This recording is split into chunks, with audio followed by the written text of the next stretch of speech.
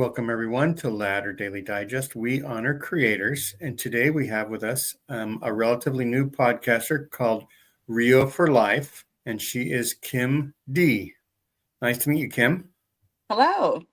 So, Kim, tell us a little bit about your background, maybe what your experiences were as a young girl and where you were living and stuff like that up until maybe high school. I was born in Clinton, Iowa, but we lived across the river in Fulton, Illinois. My parents were not members. We ended up in Denver. When I was about 2.5, my parents got divorced. They both remarried within a year. My dad married this wonderful Mormon woman. He had converted before he met her, and my mom never was a member. And so I had So, the so when you were born, you weren't a member. You weren't born no, under the covenant or no, I was or not. um, or blessed or anything like that. Was No. religion in their life at all? Off and on, kind of, Christmas and Easter. Depending on what church, sometimes I'd take a bus to the Baptist church. That was a big deal. Buses would just pick up random children and bring them to church and take them back home. Yeah, So yeah. I would, the church bus would pick me up, and every other weekend I would be at the LDS church, or because it was important to me. And It so didn't. you had two caring parents that both had remarried, Yep. but you lived with your mom mostly? No, one year I'd lived with dad and weekends with mom. Next year I'd live with mom and weekends with dad. And that went on until I was 7. And then the decision was I'd just live with my dad. Okay. And did they live far enough away where you had different schools each of those years, or Yes. Well, we were were all they Denver metro area, but yes, different schools. different schools? Like if there was a way of transporting you to keep you in the same school, they might have done it, but it just seemed easier just to switch over to the local school. Just switch schools. Mm-hmm. Yeah. And it wasn't And that bad. I mean, it was, and so would you you're the have new kid no matter what. would you have two Christmases? Yeah. Christmas was never a fun thing for me. My mom moved when I was 10 to Minnesota. So after that, I would get one Christmas, and my aunts and uncles and all my family would send gifts, and my my family with my younger siblings, my Mormon family, didn't have a lot of money, a lot of kids, and I'd have 20, 30 gifts, and they'd have like 4 or 5. So I'd always be just the last one unwrapping everything and making everyone uncomfortable because I got gifts from people that weren't their family. So you So, were in the Denver metro area up mm-hmm. in grade school Yep. and maybe middle school. Yep. So you I did were track. in middle school? Yeah, and actually in middle school, what we did, the entire Denver stake, and there was no temple there yet. We had to do our temple work in Mesa, Arizona. We did road trips to Mesa. Um, we had 5 Greyhound buses filled with all the youth, and we went back to all the beginnings of the church. We went to Adamonte Almond. We went to Carthage. We did all of it. It was it was a very spiritual, amazing experience for me as a youth. We had a little youth dance in a hotel the second to the last night as we were heading back to Denver. I got to see Chicago skyline, and I mean, it was just, a neat little youth trip that a lot of people never get the opportunity to do. And hear the prophecies about Adamonte Almond, and I don't know, it was just I was a geeky little kid who really loved this kind of stuff. So did you go to Nauvoo as well? Yep. Mm-hmm. Walked through Carthage, through the jail, through everything. And now to discover all about the printing press and everything leading up to all that, it gives a whole different slant in my Yeah, mind now versus then. yeah. When they tell one side of the story, you kind of get a us versus them mentality, Yes. and it's not very serving, it doesn't serve the church very well when the actual history comes out. But at the same time, in my unique position, because, I have non-member family that, I'm raised to convert. I was raised, every member a missionary. I took all that to heart. That was a big thing, and setting examples for my non-member family. Um, oh, I forgot what I was going to say. It was always challenging, but it set up so many things in me, because when I met someone, I never looked at them as a person. It was more like I profiled them to see what avenue I could use to entice them to want to come to church with me, or read a Book of Right, Mormon, or come to an activity. We did the cool activities where you flew to Hawaii on a stage, and then we find out the plane died, and then they split everybody off into different groups, and that's how you learn about right. the celestial and the telestial. And Something about they don't do something those about things life. anymore. Something about life. Yep. I can't remember what that was, but yeah, I remember they would have treats, and so they were free. So I was eating like a cream puff, and then somebody walked up to me and said, "You have to throw that away. You have to hand it to me." So he throws it away, and I'm like, "A cream puff." And he goes, "I'm sorry, but you've just died. Mm-hmm. You know, you spent all your time eating and drinking and being merry, and so you're going to be in the celestial, area." And like for somehow there were good activities that people avoided the treats and did the good, like did maybe there was a study of the scriptures table or something like that, Oh, ours and was just random. When you got your lays, we all died in a plane yeah, crash. and then they read D&C 76 and they tell you Yep. what your inheritance was and stuff like that. But the type of people that went to that part of heaven. And so, yeah, so there were cool activities. We had road shows, and where I am, since you didn't have a temple, we had Oakland Temple Pageant. And so, but you guys got to go to bus trips. Yeah. We went back to BYU, but you got to go to do some church history stuff with it. So that'd be pretty cool. Oh, and we were very big on genealogy. We've got our history back to, I believe, the 1300s in Edinburgh, south of Edinburgh, Scotland, town called Liberton. Um, there's a couple different stories and rumors, kind of like royal blood, but not royal name, like the mistress down the road was our bloodline. It it's amazing the things I've learned sitting in doing microfiche. I'd go visit my dad, and I'd do microfiche. We'd just go to the genealogy library and flip through reels and reels and reels of it. Yeah. Um, So and it was always fun. right around high school you moved to Minnesota, Hmm. and And was that was that where I your was inactive for so did five that years. cause you to become inactive? I think it was just a matter of I was the only one, and I was not strong enough. So you just Um, went with the flow of the crowd, whatever the kids at school were doing. yeah, all good kids.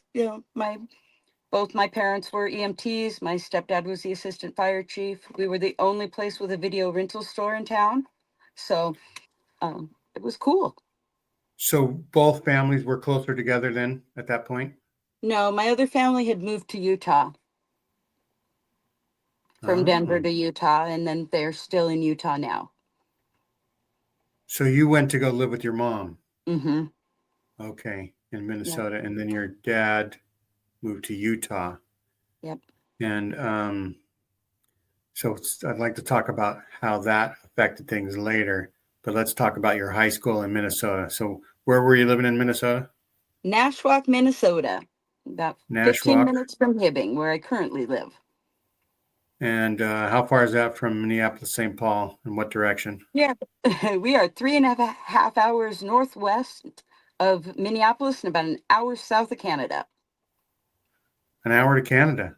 So Hmm. closer to Canada than Minneapolis, St. Closer to Paul. Canada than Duluth, even. It's an hour and a half to Duluth. Did you go to Canada very often? Yes, up to the Peace Gardens up in above North Dakota. I had family in Candu and Okay. Boundary Waters canoe area. Did canoe trips with Campus Life and different things. So Okay. So in Minnesota, you veered away from Mormonism, we'll say, I as got a high confirmed schooler, Lutheran. and you started going to the Lutheran church more. You said Mm-hmm. that you had been going to Lutheran church every other week or other Mm-hmm. times, and Yeah. so it was familiar enough to you. Mm-hmm. Can you synopsize the difference between going to a Lutheran church and a Mormon church in it, Oh, in your I think experience? the biggest thing is I can tell you the things I never understood. I never understood that the Godhead and the Trinity weren't the same thing. Which is So in different my ways of saying yeah, it. in my head, when I really learned about the Trinity, it made no sense. No sense to me at all. I'm like, how can that be based on what I knew of a Godhead? You And know, math. we use the. I would always tell people about Jesus's baptism. You know, it's like he was in the water, voice of God, Holy Spirit. Those are Dove not comes down, right? one together, and they would look at me like I'm crazy. And so, it that's it, the things that are different. Even the difference between a heavenly Father and God, being able to feel like I had that connection with an actual part of my being, you know, that it was more, it just felt more. It felt more personal. I had family before I was here. The whole thing of the pre-existence, you know, they don't believe that. So it was more meshing and masking the things that in my I believed and accepting their world And because so I that's all know I had. for charismatic Christians, they have Jesus come to their heart, and Hmm. then they convert, and then Yep. they're saved, right? And Hmm. what's the saving like in Lutheranism? Do you have to learn? Do you have to do um, I practice did it. the faith? Yeah, you did a confirmation. It's similar to things at the Catholic Church. You know, there's a confirmation, there's a baptism. They, I had been baptized Methodist when I was a baby, so I didn't have to be baptized again. Oh, so that counts, Um, yeah, it counted for the Lutheran Church, but huh? my Mormon baptism doesn't count for the Catholic Church. My Right. my third marriage, when we were thinking of getting married, I had to go through an annulment process, and all of that was baffling to me. And so we ended up not having a Catholic wedding because I didn't get any of the paperwork done. I Huh. was being too honest with all of it, not Right. really realizing that most people don't even fill it all out. Yeah. And so, as a high schooler in Minnesota, going to the Lutheran church, did they have youth activities that were fun as well? We had Wednesday night potluck and activity night. I helped out in the nursery on Sundays. The biggest thing I did was with Youth for Christ. We had Monday night Youth for Christ, and then we had all kinds of different things that. So the combination of that and just being a small town of about 1,200 at that time, you know, 8 streets, 4 avenues kind of thing. So I remember thinking that all the other Christians just went to church on Sunday, and there was a joke that like good Catholics went to church 2 times a year, Christmas and Easter, and that the church's youth program was like God was in it, and it was so good, and that's the proof that the church was from God and is true is because how good the youth program was. And then I found out that the Catholics had their CYO, Catholic Youth Organization, where they did baseball and basketball. And then I found out because I probably asked a friend as a 12 or 13-year-old, hey, do you want to come to Mutual or Scouts or something, right? And they would say, oh no, my church is doing an activity. It's like, Mm. your church is doing an activity.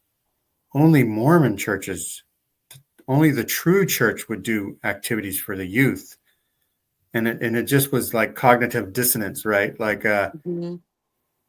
they didn't explicitly say that the good things that we were doing were not exclusive, but they implied that everything good only is in the church.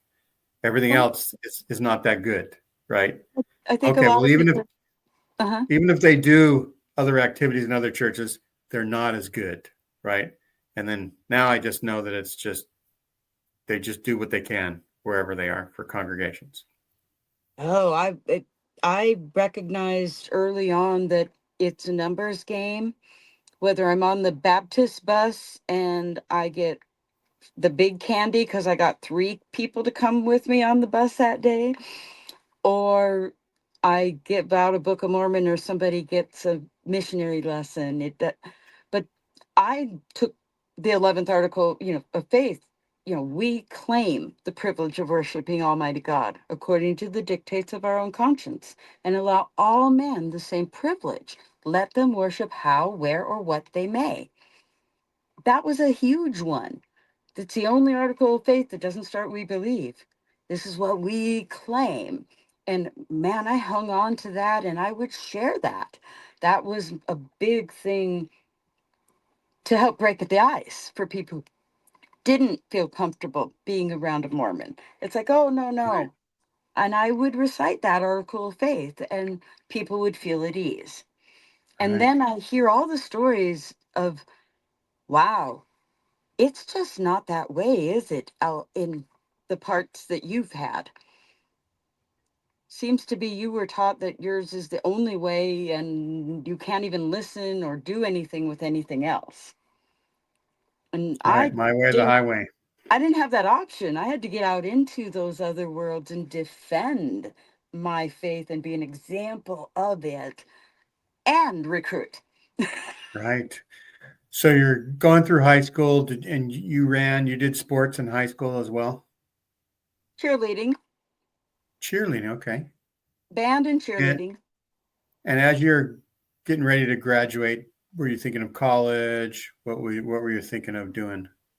November, my senior year, my mom came home and I from work and I said, "Well, Mom, I got a recruiter who's coming over in a few hours and I need you to sign some papers because I'm not 18 yet and I've got a band audition for the Marine Corps in Minneapolis in 2 days." And she's like, "Can I put my purse down?" I'm like, "Okay." She didn't know anything that I had been looking into it. So I joined a Poolee group to join the Marine Corps after I graduated. Oh. And um, So what to be instrument did you play? tenor saxophone and flute. Okay. And so did so you became a Marine? Very close. I Okay. was taken out of my platoon the last week before of graduation week because every time I do the physical fitness test, I'd get nervous about the sit-ups, and the last lap of the mile-and-a-half run, I had a bowel movement, and it happened each time. So the third time it happened, they sent me to the Navy Psychological Unit. And I unleashed a whole bunch of anger about my dad and all kinds of things. And I was discharged for inability to adjust to military stress due to a turbulent family history. Okay. So And I that's was like an 92, honorable discharge. 92-day vet, which basically get with free dinner, which I don't take, that but what it stirred in me is later I was a military spouse for 8 years. I very strong connection to the military to the point of my first husband was in the Marine Corps, and then my second was in 82nd So Airborne, and then in Marine Corps. how did you meet your first husband? Out in California, went out there trying to figure out my life when I was 19. I got Okay. into situations where I didn't do drugs and I was straight, but I lived with a lesbian and a black drug dealer. And there was something happening they didn't want me involved in, so they kicked me out of Huh. the apartment. And Wow. I didn't have anywhere to go, so I went and told young Marine that really liked me that I cared about him. And 2 weeks later, we got married. And what city was And that in? That was in Oceanside, California. Oceanside. And I can't remember, is that near Pendleton. Monterey, No, that's down near San San Diego? Clemente. Yeah, in between San Diego and LA. Okay, in between San Diego and LA. And then I had my Okay. daughter, because that's what you do when you get married, And then Right, it because didn't. and were you thinking, was that your Mormon brain thinking about, or just Yes, cultural? yes.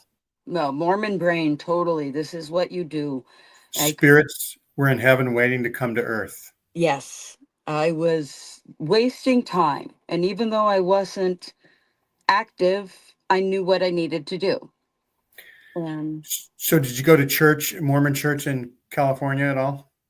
no, actually, what I did is I had Jehovah Witnesses come over every Wednesday afternoon and give me Bible study. And then when my husband came home in the evening, we would break out the Bible. He was Lutheran, and we would find out the real story. Oh, okay. So no, I kind of learned even more about basic Christianity once again via something that's a restrictive religion Right. So that I was always comfortable around. your husband was Lutheran, Hmm. your first husband? Okay. Yep. And so after a bit, you decided that it wasn't, you guys weren't a fit. No, no, he wanted a life that was more image based and materialistic, and there's absolutely nothing wrong with that. So I've now learned. But at the time, there You were thought he just was so many vain. things that didn't mesh with us. He wasn't humble enough. He was too vain. He was thinking about being in the world and He already was in the world, he didn't have to be in it. I'm the one that wasn't in his world, to be really honest. There, right. So he I, was just living his authentic life and you were yep, just slowly realizing that's not what you wanted. yeah. Okay. Oh, he was never going to be a priesthood holder. He was never going to be the person who would sit next to me before bed and kneel in prayer. He was never going to be that person. And yeah, I mean that's what I had to have eventually. So did you have conversations with him like that? No, no, You just you just in your mind just said, I want a divorce. it just slowly, yeah, were married 2.5 years and then ended up getting divorced. So was it pretty And he didn't civil? want it. You know, Okay, so he still loved you, he didn't understand, and I couldn't explain. and you did kind of it's not you, it's me, even though you were thinking it was him. Oh no, we still saw each other, and I mean it was even after the divorce I kind of dated him, and I've had a habit of doing that after relationships.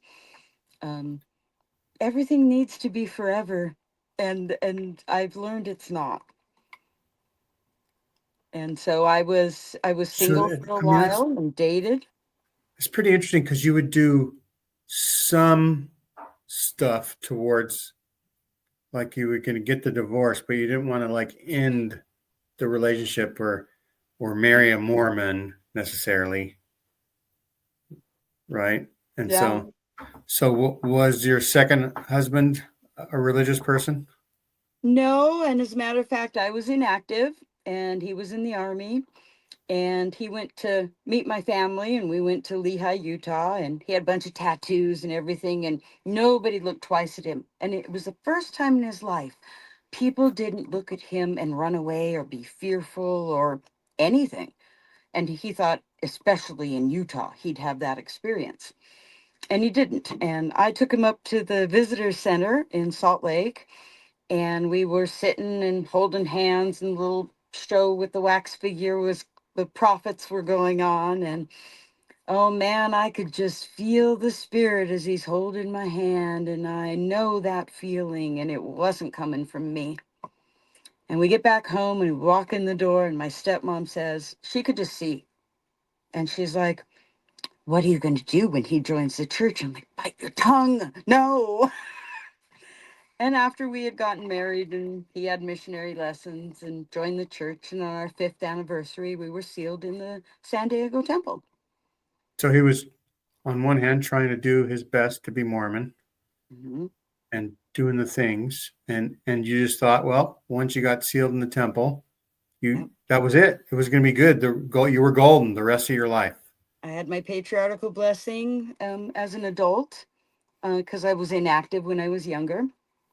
And it talked about troubles he has when he's alone. It talks a lot about how jealously God guards free agency, and how many times in my life free agency will be used. People will use their free agency, and I will suffer the consequences. You still have a copy of your Oh blessing yeah, I there? gotta find it's laminated. I just gotta figure out where I put it. But yes, I have it. Yeah. So that sounds like it'll be a good podcast episode for you to go over that Yeah, well, someday in the future. it set it up to where within, well, what was it? Within 10 months of being sealed, my husband abused my daughter. And And it you was knew about it after 10 months? no, I found out the next day and reported him, and he was arrested and taken to the military brig. And That's right. so And so and he was that immediately. prosecuted Mm-hmm. in the military. So did you testify or? Yeah, because of my patriotic blessing, I did everything to stay married. I was willing to go figure out how to reunite our family someday. My daughter never saw him again the rest of till today. I mean, she's never seen him. So I protected my daughter, but at the same time, when he got out and we were in Denver, he had his own apartment. I had a family where after sacrament, she would stay with them and I would leave so I could spend a few hours with my husband. And so there were, I mean, it was just amazing all the things I had to go through. So Just, you would have two homes as a yeah, married couple yes. in order to I protect your couldn't be daughter. because of my custody case with my ex-husband, my first husband. I still had custody of my daughter, but I had to make sure she never was around my second husband. There was Anymore. nothing with his offense to where he had to be away from her. I was the So, one required to make sure. so did your first husband also have joint custody then? After that point, yes, I had sole custody up until that point. After that, we had joint. And I returned to Colorado to ensure that I would have custody. And so how much time did he serve He served in the brig after nine the hearing? months, 8, 9 months, 8 or 9 months. And so and then moved to Colorado and got an so he apartment. I actually was in the temple and was not really crying, but I was sitting in a corner and I was just in the celestial room feeling so calm about everything that I was going through. And then a gentleman came up to me and said that he had heard that I was looking for an apartment for my husband. He had been told the whole story and he offered an inexpensive apartment. So I'm right there in the celestial room with someone with this miracle of an apartment for a sex That's offender. right.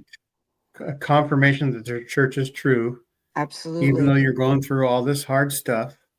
Yep. And and then he was disciplined by the church.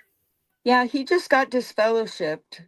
That's it. I testified on his behalf because of what I was trying to do with reuniting my family. This is my husband. I've been sealed for time and all eternity. The things in my patriarchal blessing only confirmed that this is the trials I need to go through. This was the burden you had to bear. And so you could bear it only so long. How much longer did your marriage last? Well, we were going through joint counseling, and we had a particular a session where uh, I kept telling him, my daughter's going to grow up and be on her own and have her own life and her own family. What are you going to do for me? what are you doing to get me back? And he kept saying, all I want is my family. Once we have our family together, everything's going to be fine. Family, family, family. And I said, are you even being honest with any of this? And he said, I'll say and do whatever I have to do to get my family back. And I filed for divorce the next day. That's what Wow. it took for me to finally realize that Because he I didn't have was a wrong. plan. He just wanted family. He didn't want me. Oh. And later he converted his new wife and their family into the church, and they became inactive within 8 months. But we got more numbers out of the deal, I guess. Yeah, part of the 17 million Mormons that two-thirds of them don't go to church, at least, But right? to do it But all over again, that is the one part of my life I would have immediately filed for divorce. I would not have gone through I would not have gone through everything I went through. and you, Um, in a way, blame your patriarchal blessing for saying things that you thought meant that you had to go through this. it was very specific, and yeah, when we get to that sometime, yeah, it it's heartbreaking for me that I allowed that to supersede my own thoughts of what I wanted. And you got your patriarchal blessing while you were married to the second husband, Yes, I right? did. Hmm. So the bishop kind of knew. No, I was living with my dad, so it would have been anything that my dad told him. So The your dad patriarch, might have you know told me. the patriarch something, That's I don't know. or The pa- somehow something filtered back to him, to or me, it was a maybe miracle. To me, it was divine. To me, it was the yeah, patriarch. This is real. right. But This is we know real. now that there must have been some sort of information that Oh, he yeah, was given, absolutely, 110%. and so yeah, that is very interesting. And it was a Mormon Stories episode about patriarchal blessings that, yeah, that one really helped lighten my load in a way, if that makes sense. I don't Right, have to carry so much of the burden that the indoctrination put on me. I'm now able to process it little by little with the knowledge that I didn't necessarily do anything wrong, but there's times I don't feel I did the right thing. But I was right. absolutely doing the right thing that the church wanted me to do. For all the information you had, you were doing your best. And I'm a female, born in 65. So, you know what? I'm very compliant with a lot of male types of arenas. Right. And you had mentioned to me earlier that you had grown up with sort of women's lib, or you've come a long way baby messages, Oh, and yeah, other those are things, not good messages. and those were Feminism and bad messages, right? capitalism. Yeah, the two The words that equal, feminism and capitalism would make my skin crawl up until like a year ago. I would actually, oh, that's like rhetoric is all I ever learned. That's what I was right, taught. Those two things were nothing but rhetoric, and I personally don't need to pay attention to it. right. Money is the So root of all evil. That's the capitalism sort of I'm scripture, a the woman at home. anti-capitalism. Be at home. I don't need to do these things. I don't need to be aware of capitalism and feminism. I Yeah, know my place. women have a divine purpose, and it's not feminism, right? But when you're a It's not divorced feminist woman in the based. church, you're demonized in a whole nother way. So that's right. So you're othered a little bit. How long had you been a single parent until you got a third husband? In 2000, I met my third husband, and it was about 5 months later we moved in together, and we were we were together for 14 years. Um, yeah, it was interesting. He had the missionary lessons, so he could understand the language of different things. The Catholic church he went to was across the street from our chapel, and so I would go to mass with him, and then I'd go to 3 hours of my church. So I had Fun. lots of extra blessings. I'd sign up for quilting with the Catholic Church, not realizing it's a joint event, and I have to have explanations when all the Mormons came to the Catholic Church, wondering why I didn't sign up on their sheet. Well, I already signed up on the Catholic Church one, so I couldn't sign up on both. So there were all kinds of interesting things that happened in that time. And but Did he you started going to the Catholic Church because of the missionary lessons. They made him realize that he needed to be active at his church. And then, because he hadn't gone to church in decades. And now he's been active in Knights of Columbus, very active in his own faith. And so, another score one, Mormonism, bringing him to his faith. yeah, So so we had an interfaith marriage. yeah, did you notice any similarities between the Catholic Mass and the temple? Did you think about that Um, at all? no, my thing with the temple was when I was in Minnesota, my my step grandfather was a Mason, and so I became a member of Job's Daughters, the youth auxiliary of the Masonry. So later, when I went through the temple, it was comfortable. It didn't feel strange. And then finding out that things were taken from it also didn't faze me. It all seemed very natural, the explanations I was given. Right. Uh, Revelation was helping things get better in the church. That's all it was. and Solomon's temple and the Yeah. reasons why everything happened. And so, What yeah, what, I what didn't, temple was it again you got married in? San Diego temple. San Diego. It is a beautiful building. It, I loved going to the temple. I loved being there as often as I could. I loved the feeling that the entire park gave me. Um, it felt exactly the way I thought it would feel. And It's my like that was a recollection is slice of heaven. if you're heading south on I think five, is it five? Yep. You're kind of Pops winding up through the right at hills, and then all of a sudden, you. boom, Mm-hmm. majestic Beautiful. white, almost like a ice palace Now, sort of a look. I'll tell you my sad story of the San Diego temple. When I was being sealed, I was going to be sealed to my dad and stepmom prior to being sealed to my husband. And that was important to me because then I would actually be a part of my forever family. And for whatever reason, I don't know, my brothers were all there, my stepmom. We were waiting and waiting and waiting, and then someone came in to tell me that my father said he's not worthy to step on the temple grounds and he's not coming. So my younger brother had his arm around me saying, even if we wait until he's dead, you're going to be a member of our family. And then I regrouped myself and went back into the bride room, and they let me freshen up before I went and was sealed to my husband.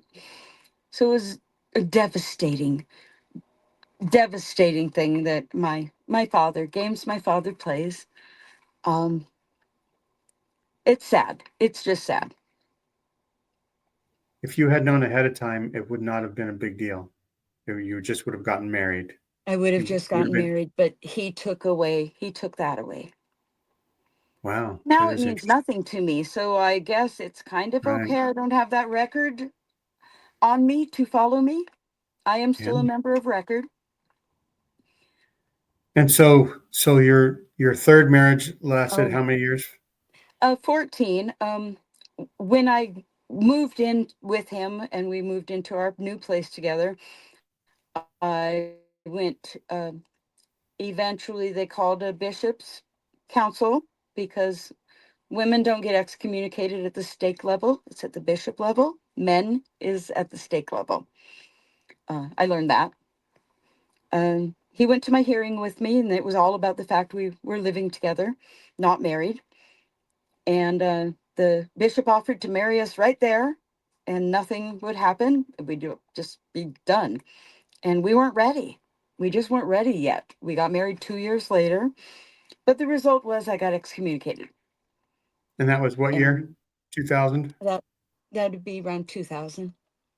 Okay. And the bishop, not knowing the whole story of my past with my second husband, told us that he's just saddened by the example we're setting for my teenage daughter. And when we got out to the car, he's like, your ex only got disfellowship for what he did, and you're being excommunicated for loving me. And I kept explaining to him, no, this is a loving thing. This is a good thing. I'm This is one what God telling him, wants. this is nothing bad. I can work my way back. When we're ready and you and I get married, I'll be able to get baptized again. And that's what happened. 2 years later, when we were ready and we got married on our own, I brought in my papers saying I was married, and voila, I was eligible to be baptized again. Yeah, so that's right. You were now a rebaptized, good as Yes. new member of the Mormon Church, and your husband was recommitted to being Catholic. Yep. And So not too bad. It's not no, doesn't check all the boxes necessarily, but you no. had to feel pretty good about it. Yes. And then I like to drink and smoke cigarettes. So word of wisdom was an issue to me getting a temple recommend again. And then my the drinking, I drank a pint of vodka every day for 6 months. I'd buy it when I got home and drink until I fell asleep. I couldn't Self-medicating. cope. Everything in my brain, nothing made sense anymore. I couldn't, everything was collapsing. Now, were you And it was employed? because, yes, I So worked you in were like a finance. I functional worked at, mhm, alcoholic, yep. Then I but quit drinking and I went to AA, and I've been sober coming up on 13 years in so April. you did the straight AA program, not the Mormon version. Oh no, I have a whole story about the Mormon version because I went through the Mormon version of AA for drinking coffee. I had to go through and be with people with pornography issues or gambling issues, and I was in a 12-step program for coffee for a year and a half. You were a Starbucks sinner. Yeah, yep, yep. That was hard. And then going to AA years later, the cognitive dissonance, all the voices in my head about coffee and 12 steps, a lot of mental gymnastics going around in my head. And now I don't have that anymore. I don't. Mm. Right, you don't And have it now. But did you, no, so right about well, about 12 years ago, you started to get some mental health visits going, yep, but they weren't as effective, you said, I think, because the problem wasn't known necessarily. no, no one knew the problem was the indoctrination. The problem wasn't anything else. That was the problem. I absolutely, the religiosity, the extreme honesty, and which is really good when you're in finance and you do data entry and you're putting money where money needs to go. Oh yeah, I didn't put money where in sketchy places. My name's on this. Right. But it would go to the point, like I said, two extremes. Like I said, not tipping more than 10%. Things the outside world would notice, and it would make me look strange. Right. And so your therapy helps. And what else helped in the last few years? Medical marijuana, Okay. with my ADHD and with all of my profiling, whatever you want, whatever the church gave me that makes me hyper aware of every single thing and every little thing about a person that I'm talking to or having an experience with. Having medical marijuana is the way for it dulls everything around me so that I can focus just on existing, just on being in a moment. not having to plan or change or grow, or just to be able to experience the life I'm in now. I did a Right. small bit of therapy with Kyle Bishop, which was amazing, Beyond God and Religion. When you don't have a lot of How, money, you can't do it that often, but when I have extra money, I always shoot him a message saying, hey, can I hook up with an hour or two? and And how that long ago way, was that you met Kyle? oh, let's see, the first time would be probably 2021, I think. So about And 3 years then, ago, three and a yeah, half years ago. anyway, I touch base with him about once a year. And And did you find him because he did his TikToks or some other thing? I found him when he did an episode with Cara Burrell. It was right around the time they did the Steve Hassan, when there were a lot of episodes with him. It was right around that time frame. And then I'm like, I have to talk to him. It's like this person, he got it. Right. He So really understood. The Steve Hassan episodes were allowing you to realize that you were in a cult, Yes. and then the Kyle's work with you was able to how to deal with it personally to Well, extract yourself. when you discover pioneer heritage is polygamy, and your great grandfather had six wives, and your or great great grandfather, your great grandfather had two wives. Your grandmother was the youngest of 26. My stepmother's the first not practicing and living in polygamy. So to be a fundamental Mormon raised in regular Mormonville and having the split family. And so my brain had to do a lot of work all the time. Um, the biggest thing in about third grade, I had a substitute teacher for about 8 weeks. And she walked into the room and wrote sinister on the board, asked if anybody was left handed. And I raised my hand. She proceeded to teach the class about the Latin and the root meanings of it, and took a flour sack towel and tied my arm behind my back to the desk.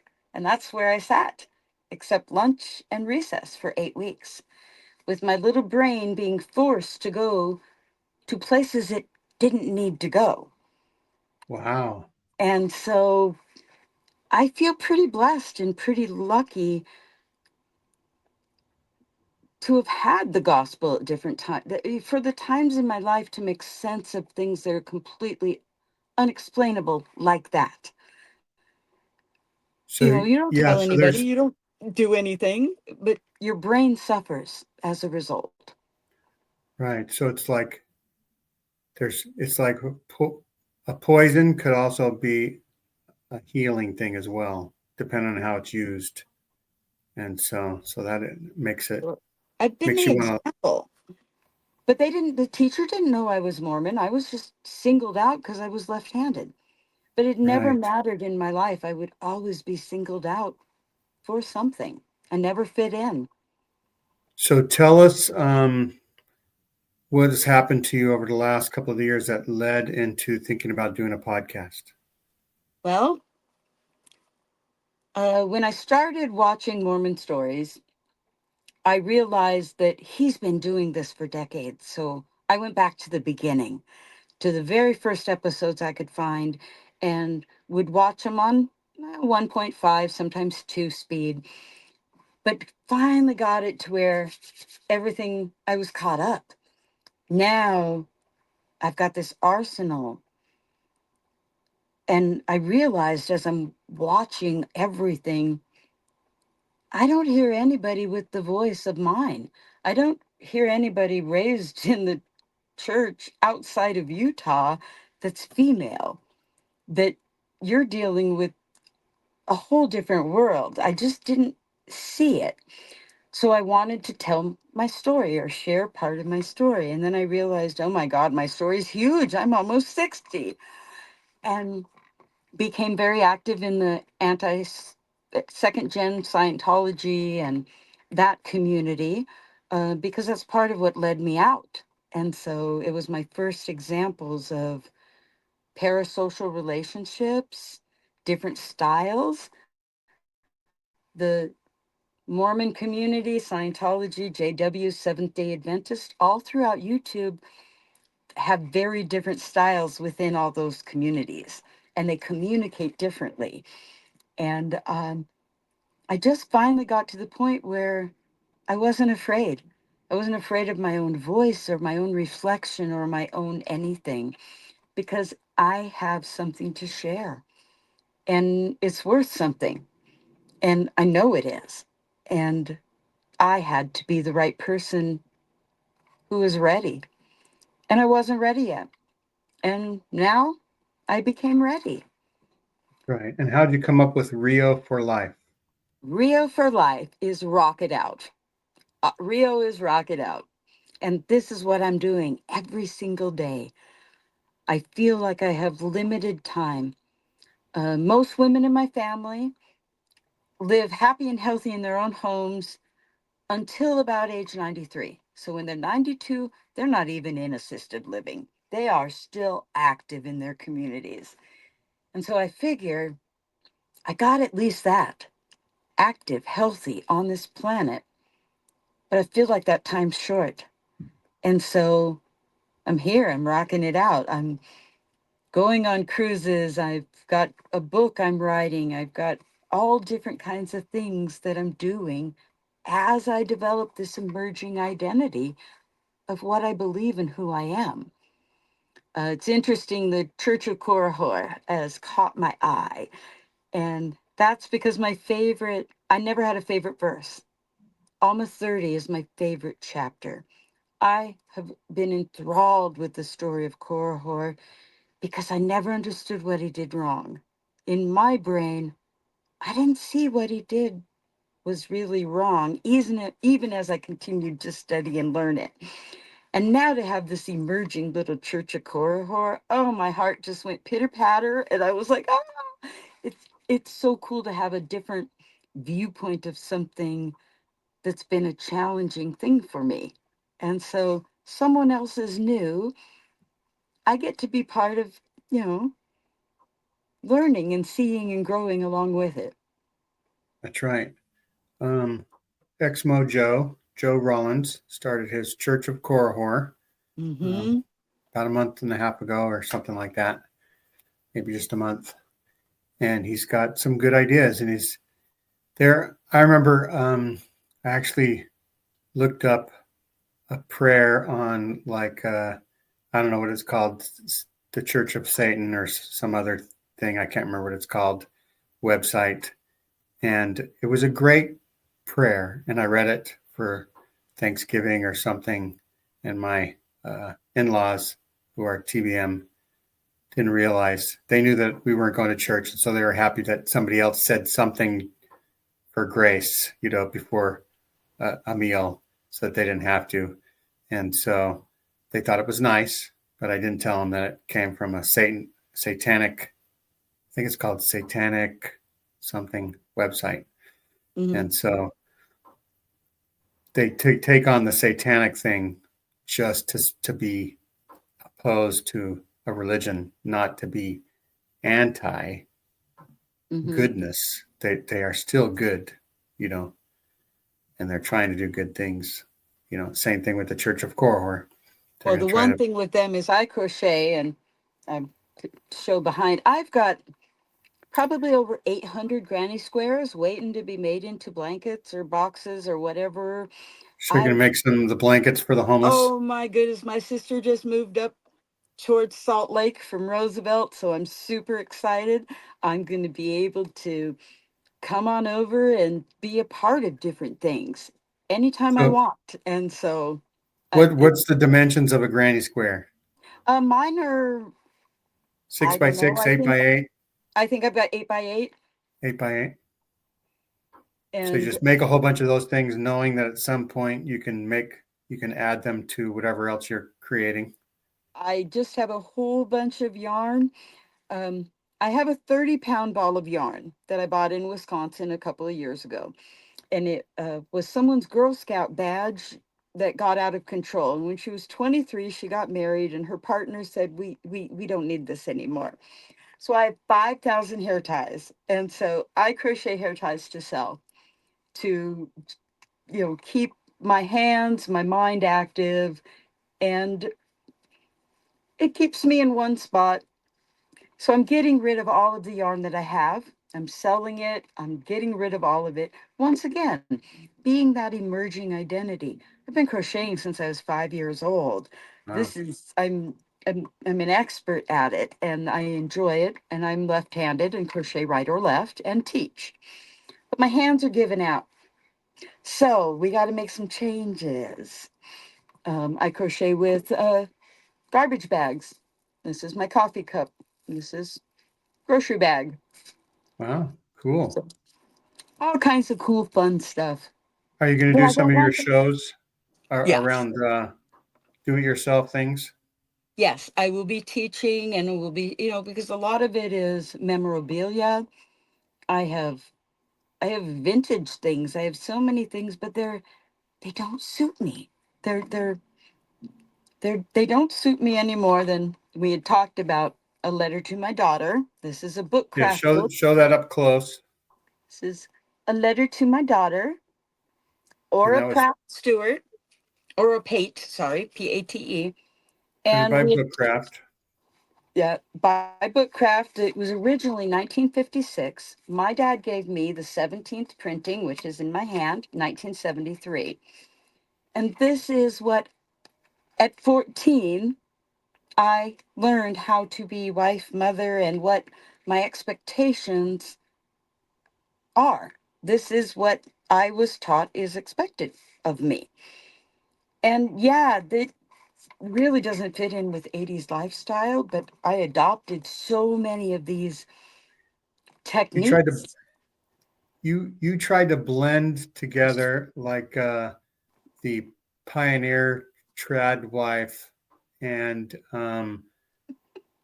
Iron Range Virginia drinking Slims. buddies. You've got Oh, come a long way, baby. oh, Independent woman. You were trying to blend it all together. yes. Bring home the bacon, fried up in the pan, the whole thing, not knowing the limitations the church had already put on my brain. There were Right. built-in stopgaps everywhere that prevented me from, one, becoming rich, having money. I can I can do anything now that I couldn't do then. I just don't care the way I used to. I live on less than $2,000 a month. I bought a 16,000 tax forfeited 570 square foot home. Wow. And as a result of this experience and everything that I'm going through, I am on disability. And it's a direct result of this indoctrination and deconstruction process. When I got approved, I got this back pay and I paid off my house. So I took 5 tons of plaster and lath out of this house. I know everything in this house. I put new plumbing in. I've done all of it. It's my forever home. Wow. It's become it's become my everything because I don't have to worry about where I'm going to live. And I'm a child that was tossed around back and forth, not, between homes, not just religions, lifestyles. Now I have something mine that I get to decide what color do I want the inside. It's small, and it's mine. Not That's right. everybody has that. And that's a freeing thing for someone in my particular position. I can experience life unfettered because I don't have some of the restrictions that most people have. Because I was a good little Mormon girl who knows how to do all this and live off of $70 a month in food, keep your electricity down. Yeah, I know all the tricks.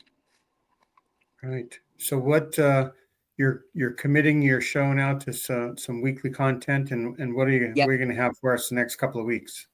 The next couple of weeks, the biggie I'm going to do, because this is the one my friends have the hardest time with, word of wisdom. because it's not hard. And a lot of the stories and the episodes I've seen, yeah, they go way too deep into all kinds of things. And my approach is more sharing my experience and how I learned what I learned and how and what I'm unlearning. And so I'm starting with that. And we're just going to read it. We're going to read it so that this is how and where and what I was taught it's all about. And bringing in caffeine, bringing in those types of things, and what I was taught about it. And it is a missionary field kind of vibe I'm going to give, just to let you know, because it is an us against them in not just Mormon. I'm sorry, Utah Mormons. Oh no, there are so many ways. So many of us in the mission field would think we're better. We're better. We can Mormon better.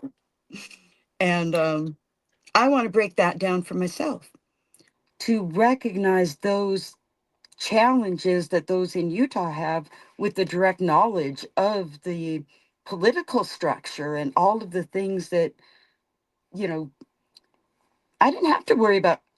I had to worry about members ratting me out because no one else was going to. Right. And that's the biggest trouble I ever got in was schoolmates ratting me out if I tried to be friends with someone that wasn't a member. That's right. Dangerous non-Mormon friends. But yet I still have to proselytize and bring people in. So what's the little Right. girl to do? You lose your Yeah, that way. is a You go dichotomy that Google. you don't think of very often, right? You're supposed to be protected from the world, and yet you're supposed to be a missionary. How do you become a missionary to people that you have decided that they shouldn't be your friends already because they're not Mormons? So And I was anyway, 5'4" when I was 13 and never grew again. And so I'm this short little girl, not with the priesthood, who has that big utopian sense of what I was raised to be prepared of for the law of consecration at any moment. And at any moment, the church is going to take care of all of my needs. I'm not going to have to worry about anything. And that, believe it or not, that's still out there. That's still the law. At any time, the prophet could say, guess what we're doing now? same thing with polygamy. It's still Exactly. Section 132 is there. It's in heaven. We're just not, and that's what I would tell my friends. We just don't practice it here, but we will be practicing it in the next life. There you go. Now they're telling me that's not true and I don't get a planet. The planet thing was all that was keeping my little heart going. Someday I would be a spiritual mother. Someday that would that would be mine. And that was the only thing worth living for on this planet was that opportunity. And That's right. now I hear myself say these things, and you can tell, man, I believed wholeheartedly that would be mine. And for that to be the first thing as I'm deconstructing that I'm hearing the leaders say they never taught, my brain, I don't know what to tell you. It about, I don't know. I don't know how I've made it through the last 3 years since then, because that was huge. It just tore everything apart. That's right. And all that stuff is going to be fodder for your show eventually, right? And so Panels, shows, whatever, just getting it out there to let people know you do heal, and I'm healing in no man's land, okay? Where nobody even cares if I heal. They accept me for who I am. that's right. You should do an introductory show about rocking it out.